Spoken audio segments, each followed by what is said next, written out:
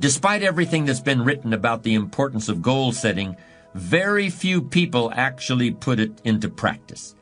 It's always amazed me the way the average guy puts more thought and effort into planning his 2-week vacation than he devotes to planning his life. What's he taking a vacation from? He hasn't really decided what he's trying to do in life, but for 2 weeks out of the year, he just decides he wants to do something else. And this is what he plans very carefully. Challenge creates strong character, and goals represent challenge in its most positive form. Leaders have their personal goals clearly in focus, as well as the goals of the organization. In fact, one of the principal responsibilities of leadership is defining goals for the vast majority of people who aren't able to do it for themselves. Over the years, I've developed some ideas about effective goal setting, and I'd like to share those with you in a moment. When I was a kid, I used to dream what it would be like to buy a ticket on a railroad train and just go someplace. I really didn't think about where I'd be going or how long it would take to get there. I just loved the idea of getting on the train and just letting it take me someplace. I guess there's still something appealing about that idea, but it's not really the way you want to live your life as a mature human being. When you grow up, you buy a ticket on a train or a plane because you want to go someplace, and you know exactly where you're going. You may have to change planes in a different city, your flight may be canceled, and you may have to switch to another flight. You may not feel like talking to the person seated next to you, but you will persist. You know where you're headed, and you're quite determined to get there. That's goal-directed behavior in its simplest form. There are short-term goals and long-term goals. Sometimes you're flying across the country, other times you're just walking down to the corner grocery store. Long-term goals are the equivalent of a major journey. When you reach the point where you've achieved your long-term goals, your life will be fundamentally changed, and the process of getting to that point will transform you into a stronger, wiser, higher-performing person than you are now. How can you identify your long-term goals? On a sheet of paper or in a notebook, write these 5 headings. Number 1, what do I want to do? Number 2, what do I want to be? Number 3, what do I want to see? Number 4, what do I want to have? And number 5, where do I want to go?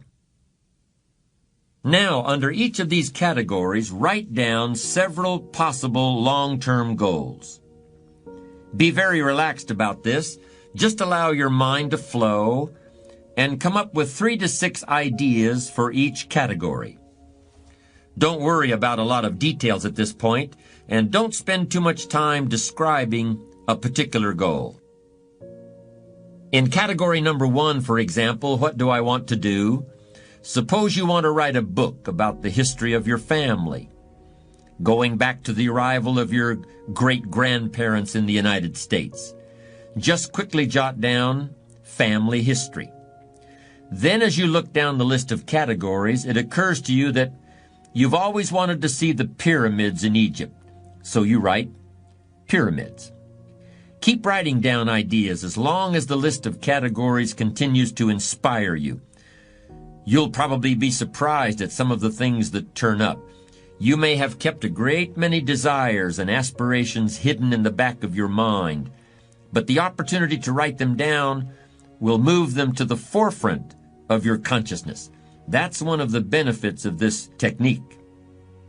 When you're satisfied with your list of long-term goals, read through the list once again. Then, beside each item, write the number of years that you believe it will take you to achieve that particular goal. It's best to round off the numbers into 1-year, 3-year, 5-year, 10-year categories. When you're finished entering your time frames, there should be a fairly balanced distribution of all your goals. If there are many 1- and 3-year objectives, but only a few in the 10-year category, Maybe you need to think more about what you really want your life to add up to. What kind of life you really want to build over the long run.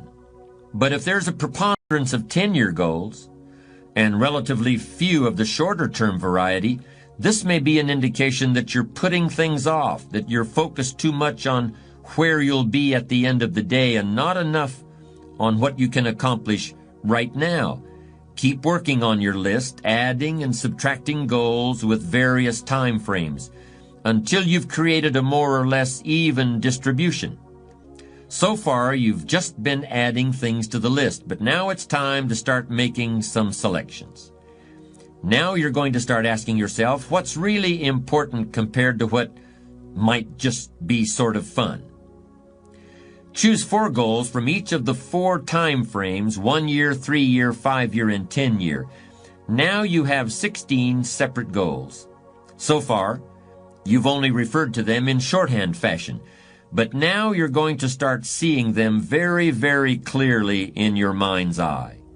You're going to see each goal just as if it were being realized this very minute. And you're going to write down a detailed description of exactly what you see. Do you intend to open a handmade furniture store in 3 years? What will the store look like from the street out front? Will there be gold leaf lettering on the windows? Or will there be a sign hanging over the door instead? How many square feet will the store contain? Will there be a showroom area for the furniture in front and a workspace in back? Or will the furniture be built at a different location? Do you intend to have any employees, or will you run the business entirely by yourself? Think of all the questions that need to be answered in order to see your goal with absolute clarity. And then write the information down in a notebook or on a piece of paper. That will become one of your most important personal possessions. But that's not all. Any goal is a powerful motivator only if there's a powerful reason behind it.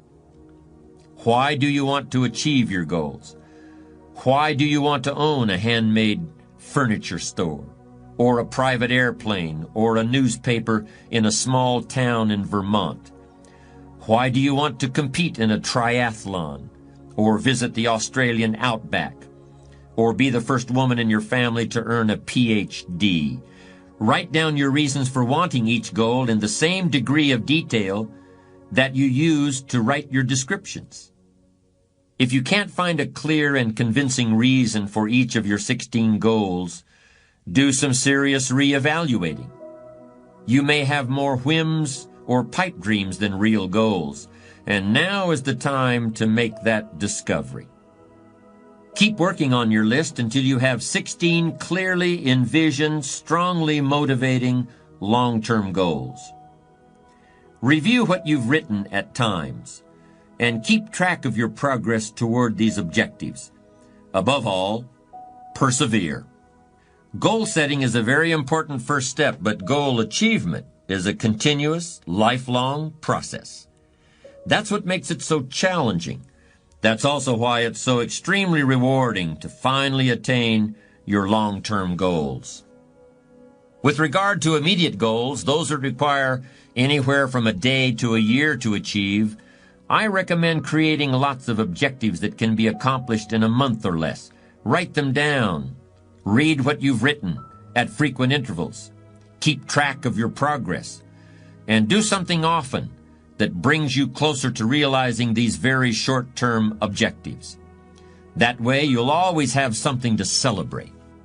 These goals are not only important in their own right, they're also confidence builders and motivators toward a lifestyle based on perseverance and achievement.